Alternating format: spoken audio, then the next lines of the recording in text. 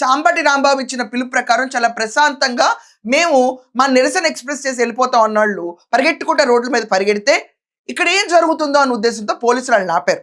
వాళ్ళని ఆపితే పోలీసులు మమ్మల్ని ఎదిరికించారు, పోలీసులు మమ్మల్ని కొట్టారు, పోలీసులు మమ్మల్ని తిట్టారు, పోలీసులు మా పైన రఫ్గా బిహేవ్ చేశారని ఒక మీడియా సంస్థ ముందు ప్రశాంతంగా ధర్నా చేస్తామని చెప్పి వెళ్ళిపోకుండా అంబటి రాంబాబు టైం కూడా చూసుకుని ఇప్పుడు 10 నిమిషాలు తక్కువ 10 అయింది, 10:30కి అంటే 40 నిమిషాల్లో మేము వెళ్ళిపోతాం ఇదేది హైదరాబాద్లో. కానీ వాళ్ళు వచ్చిన తీరు చూస్తే పరిగెట్టుకుంటా ఏదో బిల్డింగ్ని బద్దలు కొట్టే వీర విహంగంలాగా వచ్చినప్పుడు పోలీసులు వాళ్ళని కట్టడి చేయాల్సి వచ్చింది. ఇది ఖచ్చితంగా 10:30కి ముగుస్తుంది. ఇప్పుడు 10 నిమిషాలు తక్కువ 10 అయింది అంటే ఇంకా 40 నిమిషాల సేపు మనం దీన్ని చాలా శాంతియుతంగా నిర్వహిద్దాం. ఆవేశాలకు లోను కావద్దు, అనవసర విషయాలకు కూడా జోలికి వెళ్ళొద్దు.